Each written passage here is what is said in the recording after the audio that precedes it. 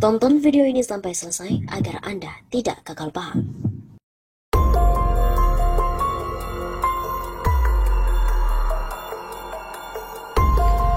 Rezim dalam kepanikan dan segera jatuh. Bagaimanakah dampak dari kejatuhan Jokowi? Penyesatan terbaik adalah kemenduaan mencampur fakta dengan fiksi, sehingga yang satu tidak bisa dipisahkan dari yang lain. Realitas selalu didampingi dan dibungkus dengan kebohongan. Satu-satunya senjata rezim saat ini adalah amunisi penyesatan sebagai unggulan untuk pertahanannya. Penyesatan membutuhkan ekspresi, seolah-olah dirinya bisa tampil prima sebagai manusia sederhana, lurus, dan juga jujur. Semua pidato pejabat negara saat ini selalu tampil dengan narasi penyesatan, dipaksakan mirip dengan realita. Mereka menggunakan strategi bahwa apa yang diangankan akan langsung diyakini, tetapi apa yang dipikirkan atau dibayangkan juga sedang dipikirkan dan dibayangkan oleh orang lain. Terus memutarbalikkan keadaan yang sedang diamati oleh rakyat, mendistorsi dan memanipulasi agar sesuai dengan apa yang sedang diminta dan dipikirkan oleh rakyat. Kita harus cermat dan hati-hati menelaah perkataan mereka, penampilan mereka, nada suara mereka, tindakan tertentu yang tampaknya berarti khusus. Semua yang dilakukan seseorang dalam dunia sosial adalah tanda. Tidak ada pertimbangan moral dalam penyesatan, yang penting memperoleh keunggulan menggunakan kamuflase agar kekuasaan tetap bisa bertahan dan mendapatkan kemenangan tetap bisa menguasai keadaan. Mereka berkeyakinan bahwa apabila pemerintah sampai tumbang hanya kecelakaan, bencana, keburukan dan semua akan menanggung akibat yang sangat mengerikan. Adanya sindiran Jokowi sesama marah kepada Pak Presiden. Presiden tiba-tiba mengambil kebijakan membagikan BLT. Terakhir di kantor Dewan Pertimbangan Presiden Wiranto memanggil mahasiswa dengan label BEM Nusantara. Sebelumnya kelompok Cipayung dipanggil ke istana.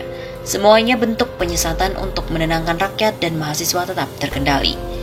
Rezim seringkali menggunakan cara lama untuk pencitraannya, dengan pengucapan dan tindakan semu, berkamuflase, pola hipotesis yang sampai pada informasi semua itu, serta melaksanakan bayang-bayang dalam bayang-bayang semua muncul dan nampak secara bersamaan.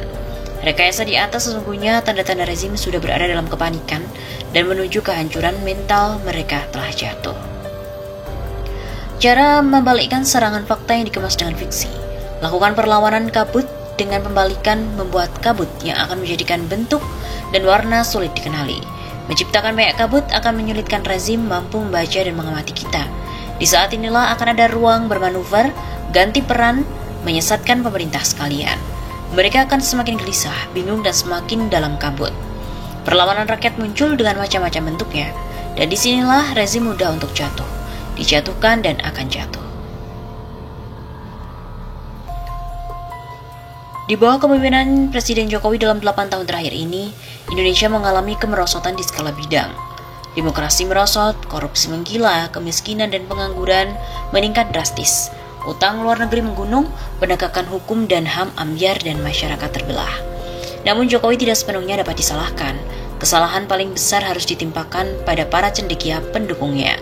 Sejak awal mereka menutup mata pada kualitas dan integritas Jokowi, juga pura-pura tidak tahu pada kekuatan oligarki yang mengepungnya. Mana mungkin seorang tukang mebel yang tidak suka membaca buku, karena itu tak punya wawasan dan pengalaman politik memadai, mampu mengendalikan negeri sebesar Indonesia yang dikendalikan partai politik bekerja sama dengan kaum pemodal rakus yang hanya mengejar kepentingan material mereka. Jokowi hanya salah karena dia tidak tahu bahwa dirinya itu punya kemampuan terbatas dan menyerahkan kekuasaannya pada orang yang salah. Artinya Jokowi bersedia tampil sebagai boneka oligarki sambil membiarkan Menko Marves yang dibesarkan Orde Baru mengurus semuanya. Jokowi hanya tampil pada acara seremonial atau ritual mistis yang kadang terlihat lucu, seperti berkemah di IKN, entah untuk apa, demi pencitraan. Biar begitu pun LBW juga sering memuji Jokowi sebagai presiden yang luar biasa, yang sebenarnya bertujuan memuji dirinya. Toh sebenarnya juga Jokowi tidak melakukan apa-apa. Di bawah Jokowi lahir beragam undang-undang yang kontroversial. Di antaranya Undang-Undang Cipta Kerja yang melayani kepentingan oligarki sambil mengorbankan kepentingan buruh. Undang-undang ini dibuat tergesa-gesa dengan mengabaikan prosedur pembuatan undang-undang sehingga MK memvonisnya sebagai inkonstitusional. Sepertinya Undang-Undang Minerba juga melayani kepentingan oligarki dan asing seraya melonggarkan pada kepatuhan menjaga lingkungan. Undang-Undang KPK direvisi yang melemahkan lembaga anti rasuah itu dengan alasan absurd bahwa KPK yang kuat merintangi masuknya investor. Pada saat bersamaan rezim mengoperasi oposisi. Semuanya berpulang pada ideologi developmentalism dan juga ekstraktivisme yang dianut Orba demi tercapainya stabilitas, pertumbuhan, dan pemerataan. Sayangnya, selain tidak mencapai target, di wilayah-wilayah tambang terjadi kerusakan lingkungan yang parah dan merajalelanya korupsi. Integritas Jokowi juga mestinya dipertanyakan sejak awal ketika klaimnya membangun mobil SMK saat menjadi wali kota Solo terbukti bohong belaka. Para cendekia pendukungnya pun tidak menuntut Jokowi merealisasikan puluhan janji kampanyenya yang tidak satu pun bisa dipenuhi. Dan suara mereka hanya terdengar samar-samar ketika Jokowi melakukan KKN dengan menyokong putra serta menantunya menduduki jabatan politik di Solo dan Medan. Memang mereka terpilih melalui pilkada, tapi mustahil anak-anak ingusan yang dikenal masyarakat ini memenangkan pertarungan kalau mereka ini bukan keluarga dekat presiden. Soeharto menyadari hal ini sehingga tidak membiarkan putra-putrinya menduduki jabatan publik meskipun ia lebih daripada mampu untuk melakukannya. Para pendukung baru sadar siapa sebenarnya Jokowi. Ambisinya, bahaya yang dihadapi bangsa setelah terjadi kebebasan di semua bidang. Yang mengerikan, Jokowi juga ingin memperpanjang masa kekuasaannya meskipun menabrak konstitusi. Selain ingin menikmati kekuasaan lebih lama, ambisi itu juga berkaitan dengan pembangunan IKN.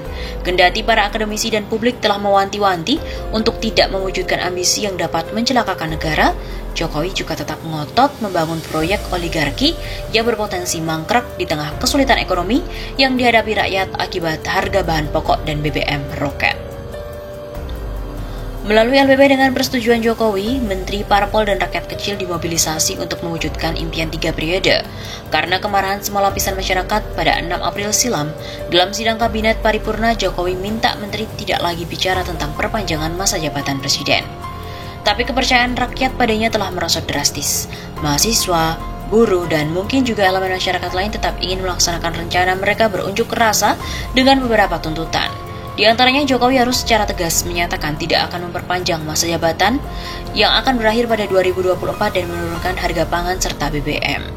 Rencana demonstrasi BEMSI pada 11 April besok bisa dimaklumi karena tenggat 2 minggu yang diberikan mereka pada Presiden untuk secara eksplisit menolak perpanjangan masa jabatan tidak dipenuhi. Sedangkan pemerintahan Jokowi pada para menterinya untuk tidak lagi bicara penundaan pemilu atau perpanjangan tidak otomatis berarti dia juga telah melempar handuk. Menteri dilarang bicara, tapi sangat mungkin orang-orang kepercayaannya akan terus bekerja di belakang panggung untuk mewujudkan wacana itu. Apalagi beredar berita bahwa Jokowi telah memindahkan urusan ini dari LBP ke Mensesnek Pratikno. Tekanan mahasiswa dan elemen masyarakat lain untuk memaksa Jokowi menguburkan mimpinya itu memang perlu dilakukan, tapi jangan bergerak lebih jauh. Misalnya menuntut Jokowi lengser ke Prabon. Ada alasan strategis untuk itu. Pertama, kita harus menjaga stabilitas negara dan kelangsungan hidup sistem demokrasi. Karena itu kita harus berkomitmen menjaga kelangsungan masa jabatan presiden sesuai mandat konstitusi. Kedua, kejatuhan Jokowi pada saat ini akan menimbulkan lebih banyak mudarat ketimbang manfaat. Sesuai konstitusi, bila rezim jatuh, maka TNI Polri akan mengambil alih kekuasaan karena akan menimbulkan kekacauan sosial dan masalah legitimasi. Maka mau tak mau TNI Polri akan mengambil tindakan tegas untuk menertibkan masyarakat. Pada saat yang sama, kondisi ekonomi nasional akan semakin memburuk. Apalagi ada potensi pelarian modal dan eksodus orang-orang kaya ke luar negeri, sehingga mengganggu rantai pasokan barang sebagaimana terjadi pada tahun 98. Ketiga, potensi berakhirnya sistem demokrasi yang kita perjuangkan dengan susah payah hampir seperempat abad terakhir. Memang setelah kehidupan sosial dan politik normal kembali, TNI Polri wajib melaksanakan pemilu demokratis untuk memunculkan pemerintahan baru yang legitimate. Tapi siapa yang bisa menjamin penguasa otoritarian baru akan taat pada konstitusi?